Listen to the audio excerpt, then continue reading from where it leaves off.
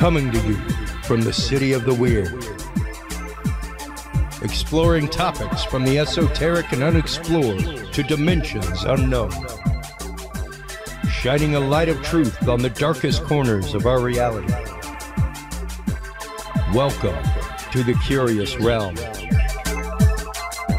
Well, hello everybody, and welcome to the Curious Realm, continuing coverage of the 2024 International Remote Viewing Association Conference here aboard the Mariner of the Seas. We have the pleasure of being joined by Carl Anthony McLelland. He is a remote viewer from the UK. Welcome to the show. Thanks, Chris. Appreciate it. We've had a great few days just lapping around, talking about remote viewing, things like that. How did you first come to the world of remote viewing, Carl? Wow. Just over 5 years ago, I was in a building and I was doing some meditation. And I got into what I soon found out to be a session. Okay. And I sees this guy who I know, alive and well on the earth plane, and he's in his pocket at a door and opening it, right? And I'm like, wow, what's happening here? So because I clock everything with being an investigator former, okay. I was looking and thinking, right, driveway, gravel, single garage, 12-foot conifers, round, white door, hinges to the left, I'm collating everything. And I sort of followed him in. And as we go through the door, I'm looking dark blue carpet, floral, stairs go off to the right, 90-degree switch upstairs. Oh, I can see the kitchen. Bob's me head in the living room to the left, and I'm going, coffee table, couch, television. And that was it, right? So now I'm like, what has just happened? You know, I'm really like confused.com here, right? Yeah. So I come out the building and I'm trying to get my head around, because when I've done mediumship, that usually plays like a video, as this did. Sure. But sure. Of course, the people have passed over. And I knew this bloke to be alive and well. Yeah. So I'm sort of leant on a railing, and there's a small car park about 20, 30 yards away. And the cars are side on to me, maybe about a dozen cars. So I looked and thought, I'm going to try it again. So I'm really excited now. So I sort of stood there, did what I did before, and then into a session, went over to a car, and British cars, there's 2 letters, 2 numbers start. So I sort of got 2 letters and 2 numbers in my head, proceeded to put my head through the boot, the trunk of the car, right, through the metal, turned to the right, and I'm going, right, 2 black umbrellas, about 2.5 foot long, a large golfing umbrella, about 3.5 foot long, blue, red, yellow, white. Went to the left, sort of a little black sports bag. Didn't put my head in that for privacy issues. I mean, I'd already stuck my head in his boot in his car. Wow. And that was that. Now, as some of the people were coming out this building, I was asking a couple, like, and it was a black car. I said, anybody ever? And this guy says to me, yeah, I have a black car. I went, is the registration the start? He went, well, you've got 1 letter right out the 2 and 1 number. I went, that's fine. Wow. I said, is it the black one there? He went, yeah. I said, this is going to sound really strange to you. Can you open the trunk for me? Have you got a body in the trunk? Yeah. I said, if I told you some of the major contents of the boot of your car, would you humour me and you just tell me yeah, no, truthfully? He went, these umbrellas. I went, stop, no. Let me say it. So I said, is the 2 black umbrellas about 2.5 foot? I said, and a large golfing umbrella. He went, yes. Wow. I says, is the golfing umbrella blue, red, yellow and white? He said, well, you've got one colour wrong, but the others, yeah. He says, I keep the 2 umbrellas, you know, England, a lot of rain. Yeah. He says, and the golfing umbrella, I leave there for when I put my golf clubs in and, you know, go on driving range or whatever. And he's like looking at me now, and he's like, ooh, and I can see it. And I went, is there a sort of small black sports bag to the left? He went, yeah. Wow. He said, I use that for when I stop over at my partner's. I went, thanks so much. I really, now wow. I'm like imploding, exploding. And I'm thinking, what has just happened? This is so strange. But yet again, it wasn't, because we're doing evidential mediumship and Sure. spiritual healing. But I couldn't get my head round. I'd never come across anything. So I'm thinking, what is it? Now, in between this and me researching now, because I just had to like literally run home and I'm Googling and trying to bring the sort of questions down small, then Google wouldn't Sure. give me a million answers. And I found the term remote viewing, right? But in between this, the guy who I'd seen at the house, which was before the car, and followed him in with the conifers, Yeah. he was with his wife. And I felt a bit guilty. I thought, have I actually gone in the house? Have I dreamt it? And I thought, it's something I obviously wouldn't do it on the here and something now. a little voyeuristic. Of course. So I went over and I said, listen, and I sat down with him. He was having a coffee. I said, I'm feeling a bit guilty about something and I need to get it off my chest, and I hope I don't offend you. But it is going to sound strange. And they went, right, go on. So I told them what had happened. And I said, and I seen you and you was going in and all of it. And she said, there was like gobsmacked. And she said, do you know what? She said, you've described the staircase, the house, right? Everything. I even got the name of the street because a politician jumped in front of me, a British one. Wow. Whose surname was Whitcomb and then bobbed out. And that was like crazy. It was Whitcomb Drive, but I couldn't relate that. And she said, yeah, she said, there's only one problem. I went, right, go on. I said, hit me with the criticism. Let's do this. She went, it isn't actually. She said, we haven't lived in that house for 10 years. We moved out 10 years ago and moved into a bungalow as we were getting older, no stairs. So now I'm even more, Wow, yeah, I see that. I'm even more blown away because I'm thinking, I've gone back in time. Not time travel per se. Sure. But I've looked back in time. Yeah. I've gone back a minimum, it was confirmed a minimum 10 years. So now I'm thinking, what is this? You know, what is this fiendish witchcraft here type of deal? Excuse me. And I brought the term remote viewing up, as I mentioned, and of course there's a wealth of information. Sure. And I'm looking at like, wow, SRI, military, Stargate, and I thought, too much at the moment. I'll just move you along there for later. I'll look at the more basic, you know, nuts and bolts. And then I found target pools. So I made sure there was like credible remote viewing trainers. Sure. Yeah. So I thought, right, I'm going to give the target pools a go. And I was battering half a dozen off in an hour. And what I was doing was going in, just any single shape or anything, out, check it. Oh, next, right? So it was counterproductive, but it wasn't in the way that I did learn from the mistakes. And it was a good learning curve for me. Yeah.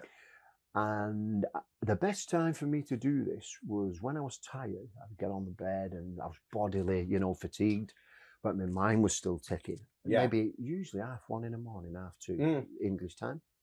And I think I'm going to do some target pool. And I believe it's because I was more relaxed and just, you know. Interesting. Like yeah. So in the end, I was doing these for a while and beating them off. And I was getting 4 or 5 out of 6 every time, but only a particular shape because I weren't trained. Sure. I weren't disciplined. Now, with that in mind, you mentioned a couple things. Security. You did work in the military. You had a bit of a military career. During your time in security or military, had the words remote viewing or anything like that ever come up? Never. Never. Now, you also mentioned mediumship during your time in the military and security.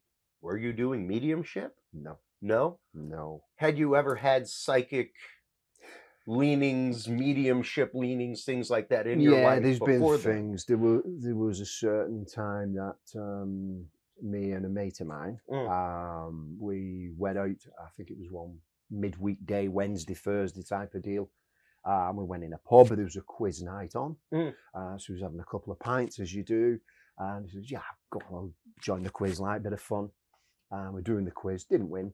But at the end, the bloke who's doing it says, right, I'm going away to, I think it was Spain or somewhere, with my girlfriend tonight. We're actually flying out from Manchester Airport. I've got my passport here.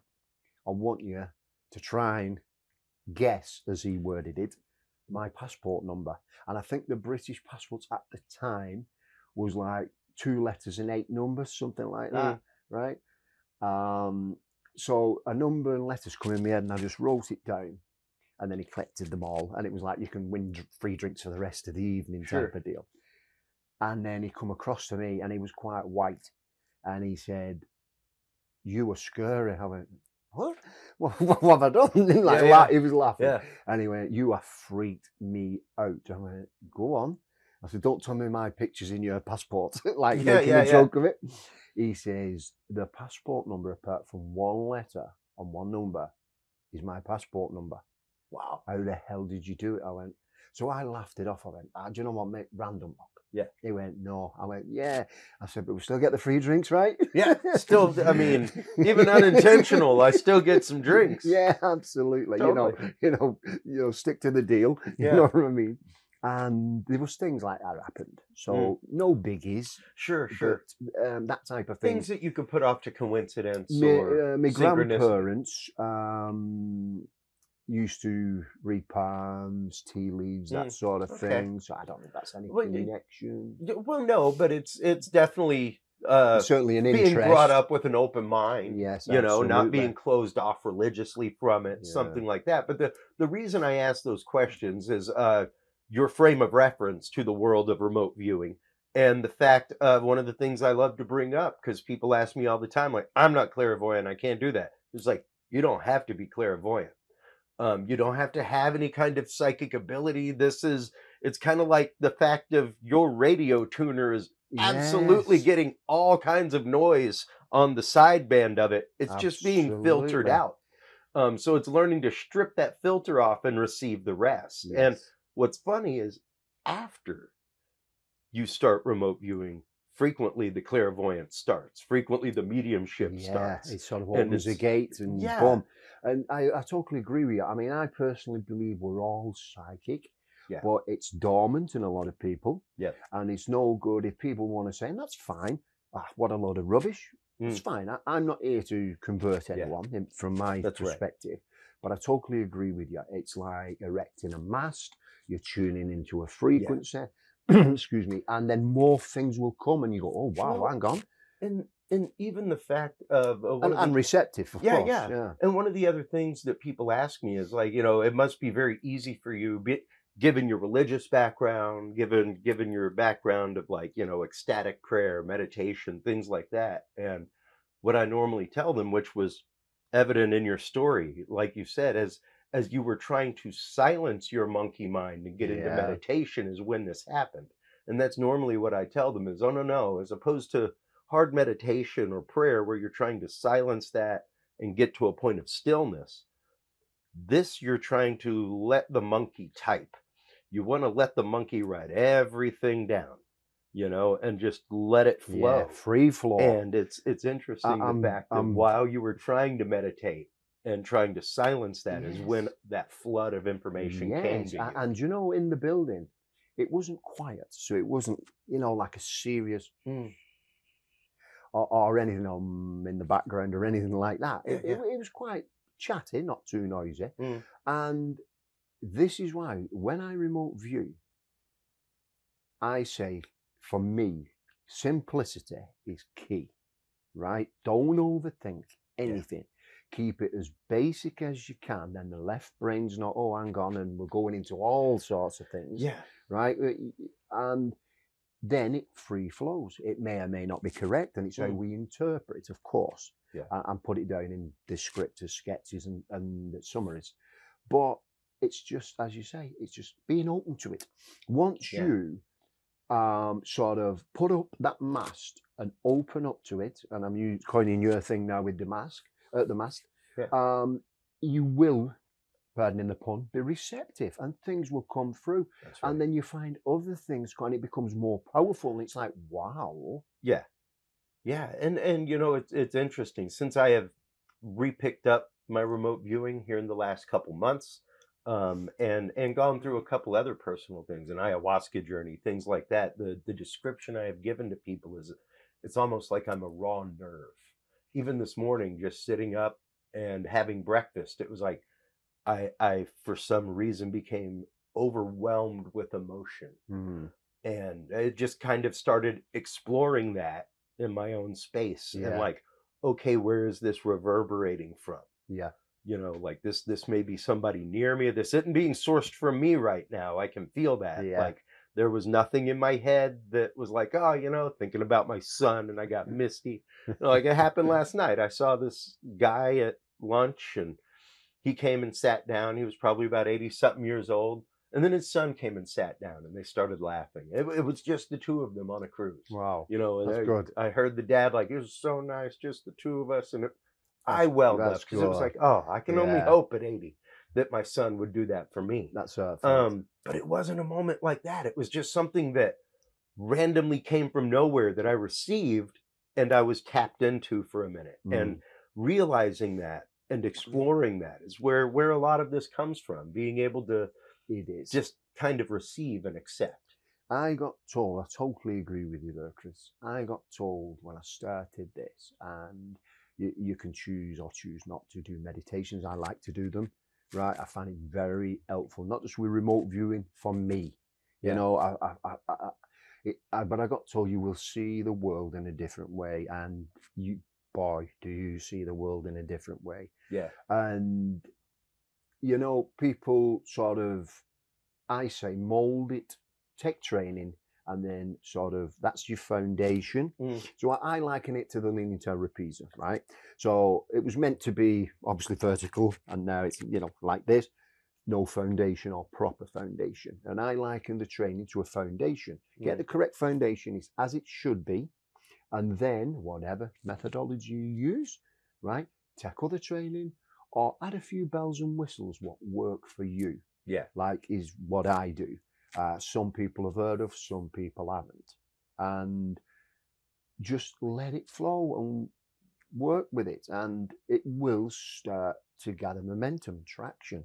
Yeah. You know? Yeah. No, and that's just it. When you're working with students, when you're working with people that you're helping introduce this to, I've found it very interesting talking to you over the last few days because you don't necessarily ascribe to any of the typical RVs. You're not necessarily a controlled remote viewer like I am, very much into the controlled process because I like the laboratory aspect of it. So it works for you. I like the research aspect and the idea that I can chart all of this, that I can put all of this into a database and it's contributing to something. But there's also, you know, associative remote viewing and extended remote viewing. And even yesterday, the outbounder exercise, or day before, the outbounder exercise that we had, you know, things like that. Yeah. And even hearing some people, you being one of them, that outbounder is not really something that you can key into really well.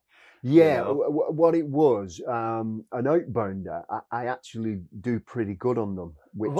It was the fact that it was in the past. Correct. It was an outbounder beacon where, you know, Mr. Smith had gone to the location, set an intention to put what they call a beacon. I don't really work with that, but it's individual again. Sure.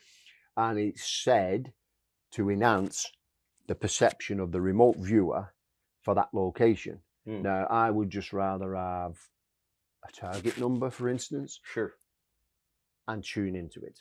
Outbounder for me, which is right, is where a person will go, as you know, to a location, and then you said to describe it. So is he sat on in a park on a bench having a coffee, a hot dog, you know, reading a newspaper, and obviously try and perceive what's going on, type of thing.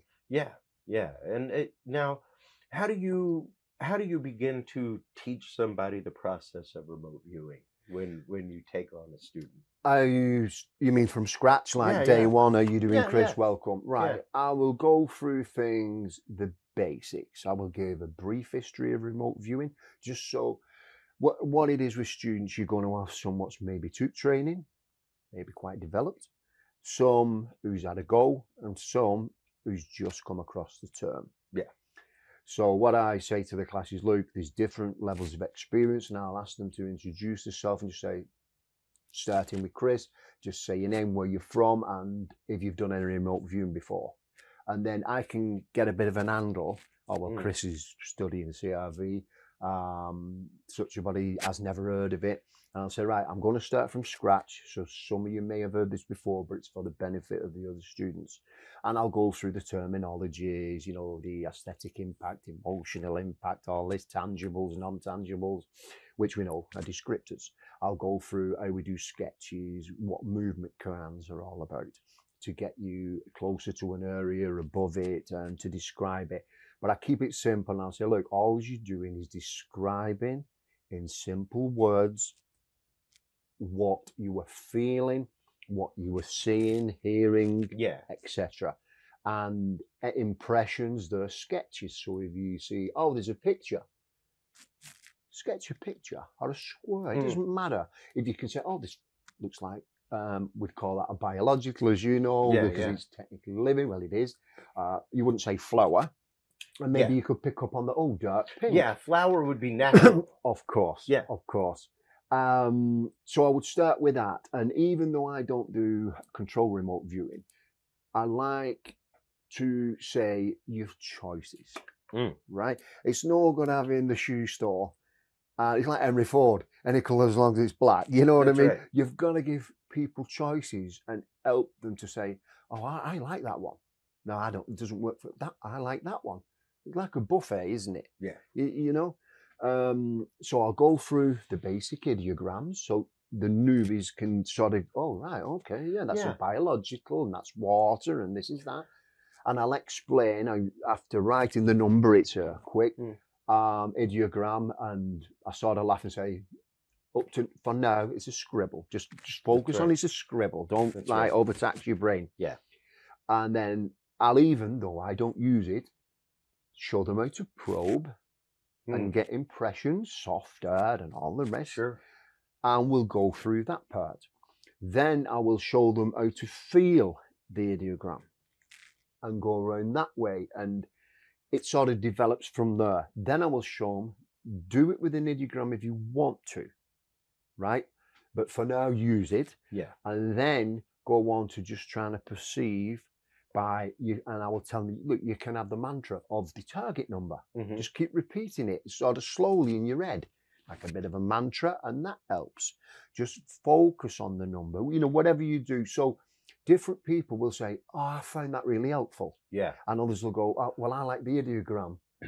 Well, and you know, this whole process takes me right back to my training as a teacher. The fact that we all learn tactily or audio or visually. And, absolutely. And some people work in numerous ways. So if you can incorporate 2 or 3, the brain works even faster. But the trying to teach somebody the fact of not only do you learn that way, but your brain processes that way. Yeah. Some people, because when it comes to remote viewing, some people are better at sensing texture than color. Some people are better at sensing taste than smell. Yes. And it's really fascinating how synesthetic that actually is. Yes. The idea, like in the Outbounder the other day, and it angered me because I did not write it down. And the first thing, as soon as she was like, here's your target number, I saw the color red.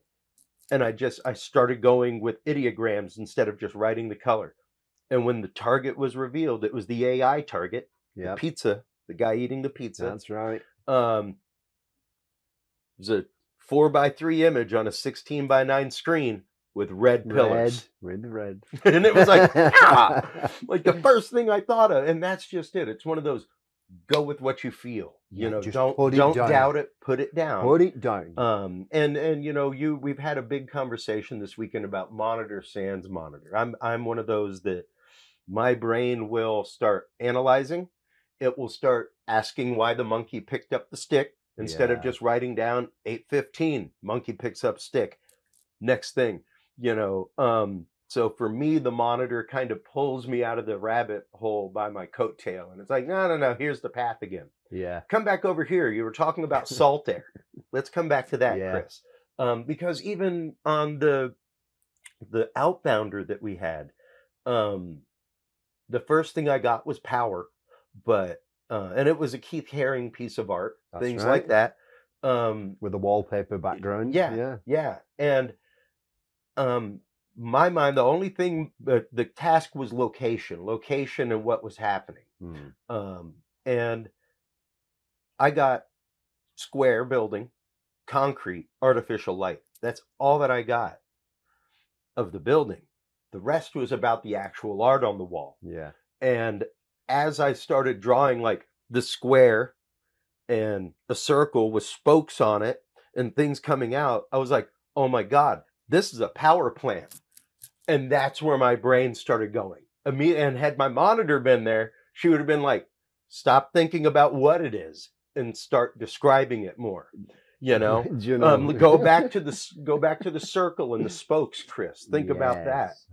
But because I thought power, I suddenly started drawing hills. The first thing I drew was the square and the circle with spokes and a thing coming off and rays coming out.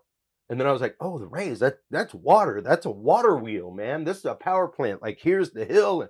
My brain started going, and I started sketching what my brain was making up instead of what I was feeling. Chris, you know. And as soon as it showed the Keith Haring piece with like the people being abducted. Yes. And the round circle with the spokes that looks like an eye with the beam coming out. I was like, oh my God, I drew half the painting. Had I paid attention to what I was feeling instead of what I was thinking. Yeah. The left brain kicking in. It kicked right I've done it so many times like when I was learning and just run off on a tangent. Yeah. I did one for Marty Rosenblatt's APP, Applied Precognition. Yeah. I used to work as a Precog Pro for him, but when I started off, wow. He does a monthly webinar, which I recommend anybody do. Obviously, it's IRVA. Mm-hmm. And I was on there and it's 15 minutes. And I got this slope coming down like that with a little curl up and the word China, China, China. What did I do? I call it a Bob Ross, right? I'm thinking, roof, China, Chinatown. So I start, the reason I call it Bob Ross, I'm sketching China and I'll add this and I'll do that. And I did the slope as the traditional roof of the Oriental buildings. The pagoda slope. Pagoda slope. And I'm going, I'll add this, and that's the Bob Ross. And it was a mountain range. Right. And I went, you idiot. I've run off on a tangent and gone, no, I don't need remote viewing or any perceptions. Yeah. I'm good here. I'm good here. This. Like your water wheel. Yeah. And it turns out it was a mountain range in China. So I was gifted the start on a plate. And the mountain range, one of the slopes went like this and curved up. Had I just, maybe not. And I always say this, and I'll be talking about this tomorrow. Had I give more effort and dug deeper and not run off like a madman on a tangent, I could have maybe got the mountain range. I could have got the Winter Olympics and a Chinese competitor on a ski slope. Could have. But I should. I did what you did. I went sort of, I'm okay. I know what it is. Yeah. No. Yeah, you went with thought instead of gut. Yes, you know, and the instead left of the side's intuition. Yeah, got you. We got you. And that's just it. You know, it's interesting. The more I dig into it, the more I practice it. The fact of everything I've tried to learn from meditation, things like that, it is almost 180 degrees different. The idea of even my ADHD. And the fact of my racing brain, things like that. It's like, oh, no. It's just the fact of I am scanning frequencies. Yeah. Constantly scanning frequencies, you know. So, yeah. It's like to be able to tap into that, to be able to let that go and let it free and free form write it down and free associate. It's a pretty amazing thing. And it's so, I believe, individual. Yeah. Because people have different perceptions. You know, if you get 100 people in a room and say, quick sketch, something what makes you happy. They're possibly, maybe not everyone individual, but most of them are going to be completely different. It's what relates to the person. It's like, you know, do you want a steak? No, I'm a vegetarian. Or do you want the... It's individual taste, and that makes us unique. It's like one I did a couple of weeks ago. I did I told you the umbrella, which for me is protection. And because it was a large parasol, it was important protection. Not just like, oh, watch the glass doesn't fall off. Yeah. It was life and serious. Another person had done like a cloak for the sketch. That was ease, interpretation of protection. Somebody else did wire all coming down like chicken mesh. That was theirs. Yeah. So it's so individual. Yeah. Now, whilst the sketch itself, and you look, maybe a tutor will look and go, what are you doing? You know, and this is where it comes in, ask the questions. And then you feel it and you can sort of run over your hand. I find that one really helpful. Yeah. And ask, what are you protecting? Mm. What are you made of? You know, are you biological? Are you man-made? The obvious questions. Yeah. And more or less you will get some answers back. So I do a Q&A. What are you made of? And I'm feeling and I'm in the zone in the session. And then I'll get back biological, maybe just one word, but that's enough because I've distinguished now between, you know, a couple of things. Right, biological, and then push a bit more. What are you protecting? Is it protecting something inside or protecting from the outside type of deal?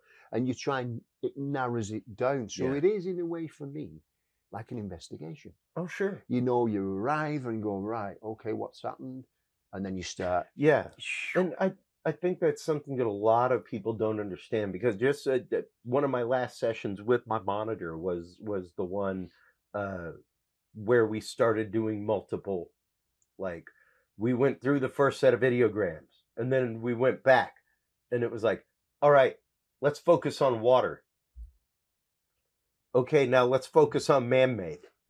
You know, and it was like a session on each one of those ideograms, then to dig deeper and dig deeper and dig deeper and coalesce more information. And I think a lot of people think that it's just a one-off and done. And the fact is a good remote viewing session is multiple small sessions put together. Absolutely.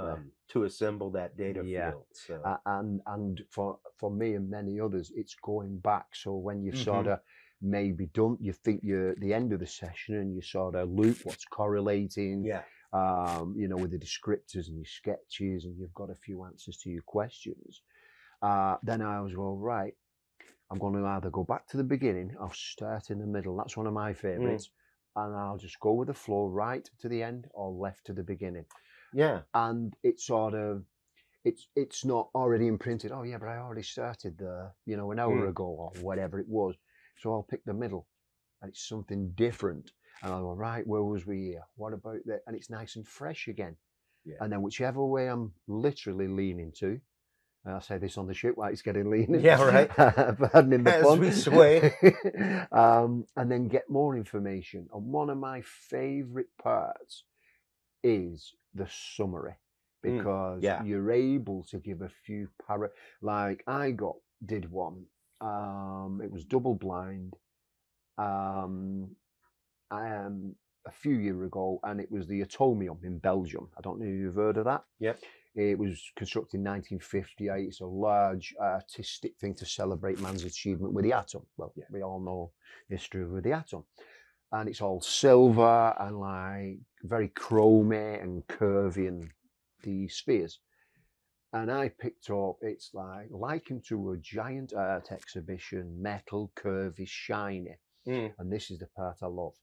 When I'm at the end of a session, I'll sort of go, right, come on, let me absorb what's going on here. And I'm not on about the aesthetic impacts, emotional, they're great, of course.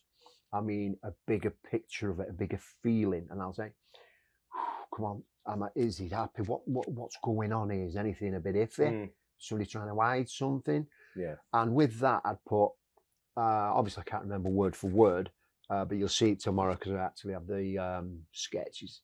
And I'd put something like, I can't shake the feeling that this could be used for the greater good or to avert danger, but I have a really bad feeling that it also, and so I'm going thinking again, really bad feeling that it could be used for something evil and terrible. Well, that pretty much sums up the atom,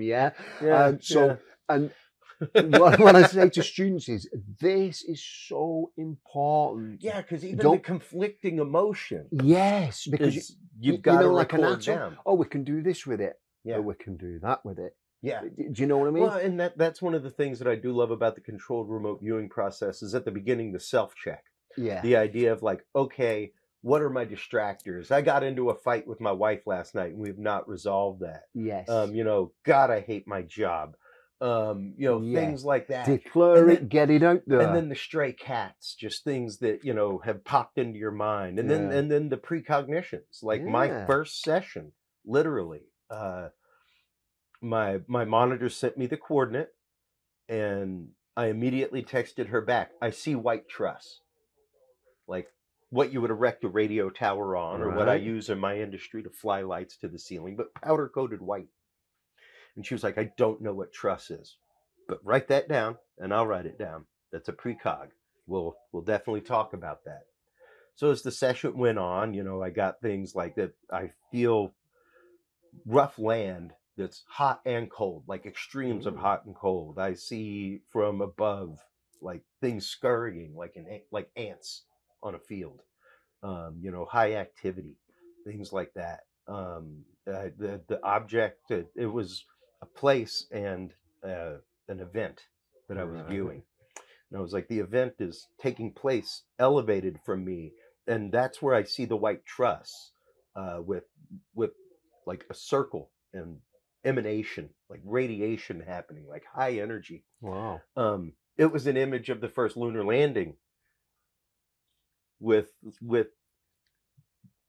the little go-kart that they had and the antenna erected on white truss. Right. And it was like, oh my God. Like, wow.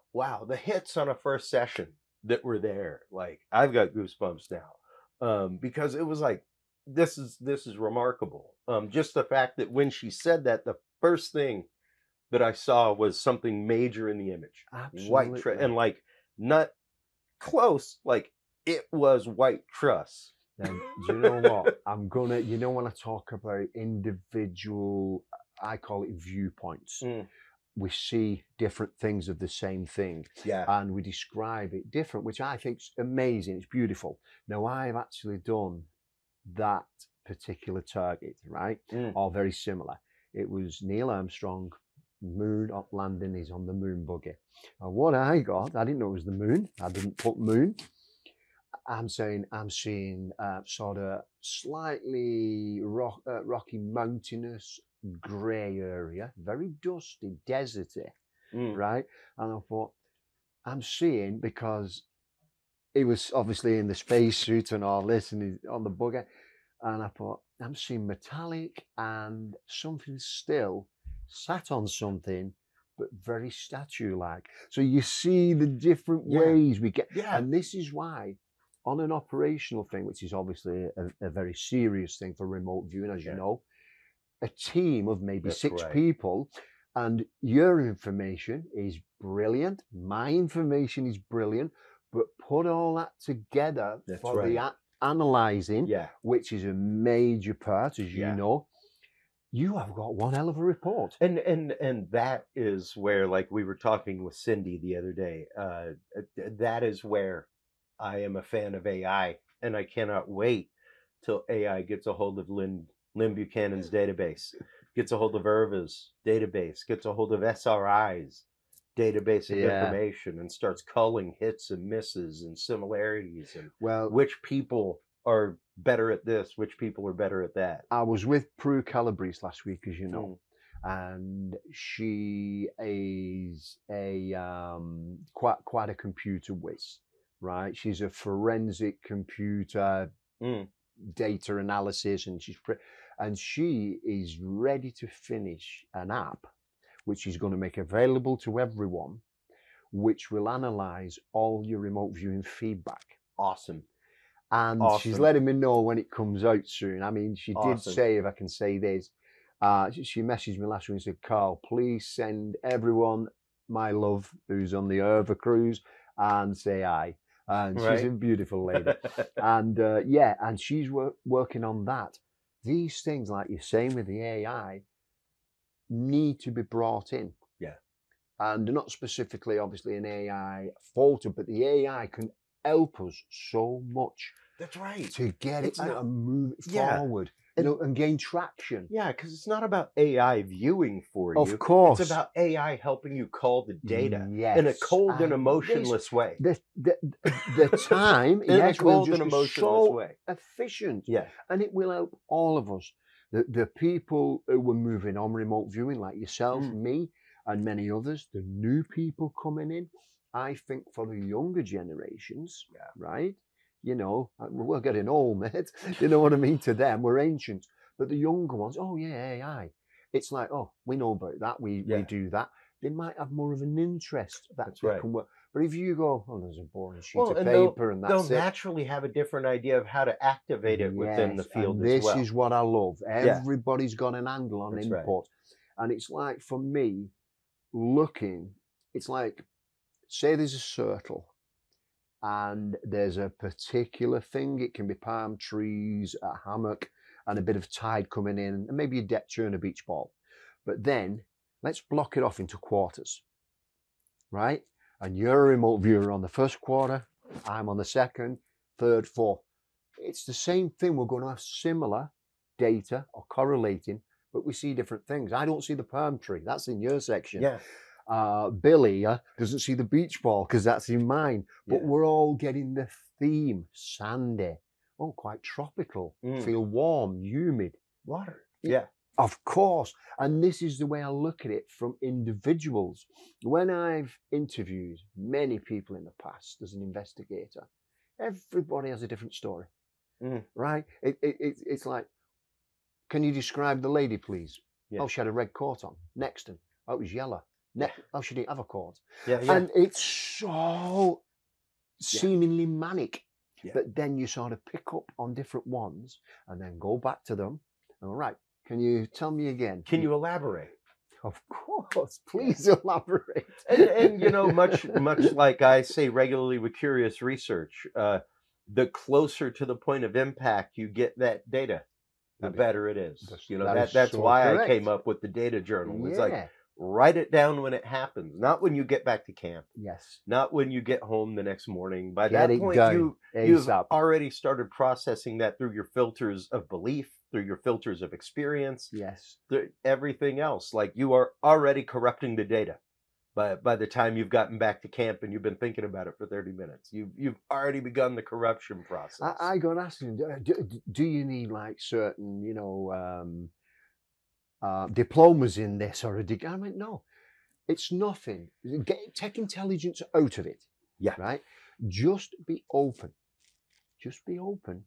Let it come through and you will develop your own style once you've received training in whatever methodology, like yourself now with CRV, and then you'll go from there and you will just become better and better and better. And it will just, what I call fan out, but what is fitting to you. And wow. Yeah. And you never stop learning. Well, and that's just it. We never stop learning from each other. We never, like I said in my talk the other day, research does not occur in a vacuum. We have to lean on each other. We have to build communities around this. And with that in mind, as we've got a few minutes left, let's talk about your upcoming effort to help bring remote viewing communities together.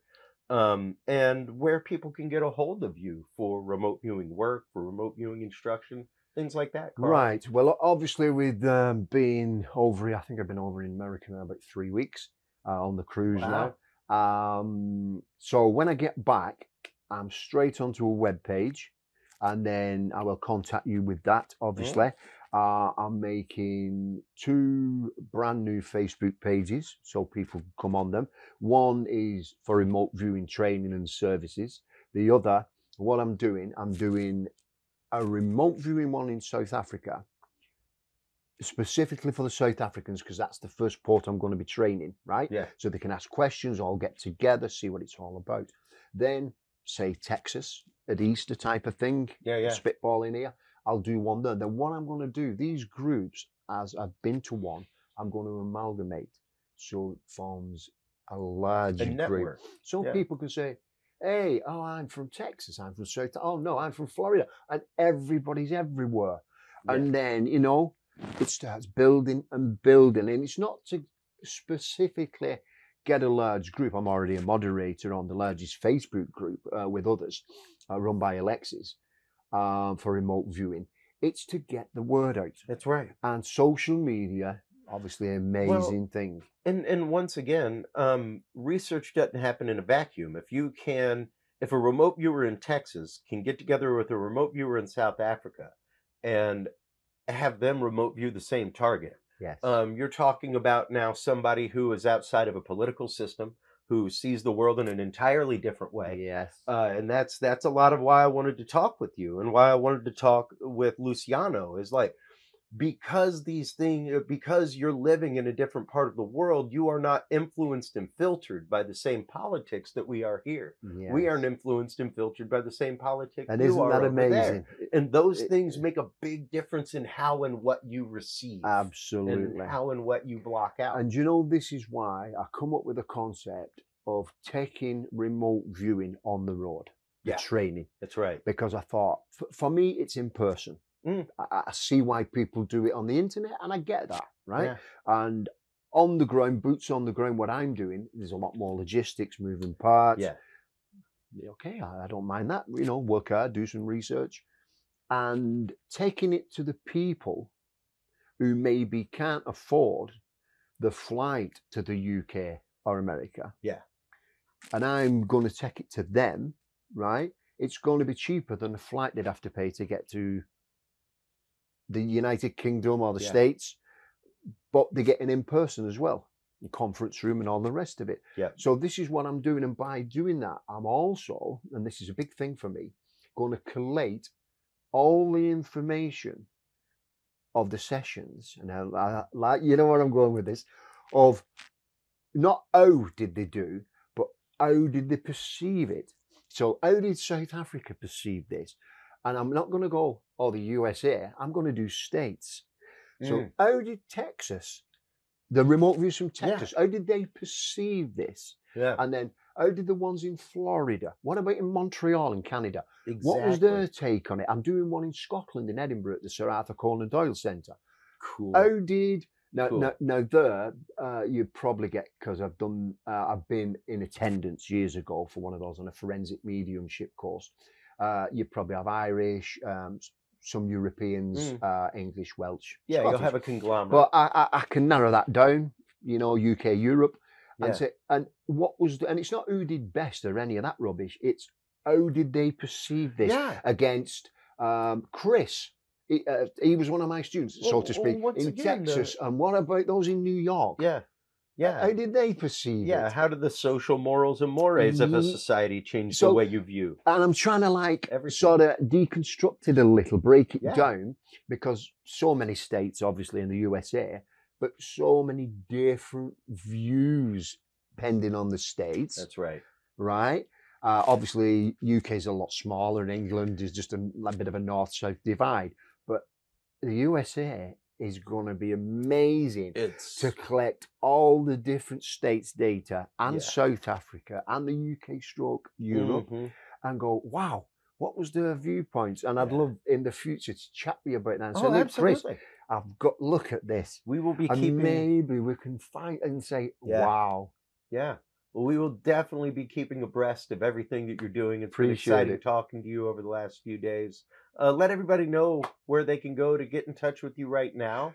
Things like that. At the moment, I'm on Facebook. It's just a personal page, Carl, C-A-R-L, Mc, capital M, small c. My email is Carl Anthony McLelland, C-A-R-L-A-N-T-H-O-N-Y, M-C-L-E-L-L-A-N-D, quite long, right? The remote viewing company name is going to be a lot shorter, folks. A lot shorter. You don't want to run out of pens writing that down. Yeah. Well, thank you so much for the time. Thank you, I Chris. appreciate it. It's been great meeting you, great hanging out the last few days, and it's been fantastic conversation. Thank you so much for coming on the show. While you are online checking out everything from Carl Anthony McLelland, as well as the International Remote Viewing Association, make sure to stop on by Curious Realm. CuriousRealm.com is where you can like, follow, subscribe, share. It's where you can find all of our videos from live events on our events page, and all of the videos from our guests and colleagues on our videos page. When we come back from this quick commercial break, we will have our continuing coverage of the International Remote Viewing Association 25th Anniversary Cruise right here on the Mariner of the Seas right after this. The key to good science is good research. At the heart of good research is a good data set. With the field observation and encounter log from Curious Research, you can easily keep track of your investigative information all in one place, making it easier to review cases and readily see comparisons and contrasts between them. Whether out in the woods squatching, in a back room gathering EVPs, or using high-tech gear to track UFO, UAP activity, this easy-to-carry, pocket-sized scientific data log is the perfect companion for any field researcher. You can find your copy of the Curious Research Field Observation and Encounter Log at Amazon.com or visit the official Curious Realm store at curiousrealm.com/store to reserve your copy for yourself, your family, or a mind that you want to open. That website again is curiousrealm.com/store.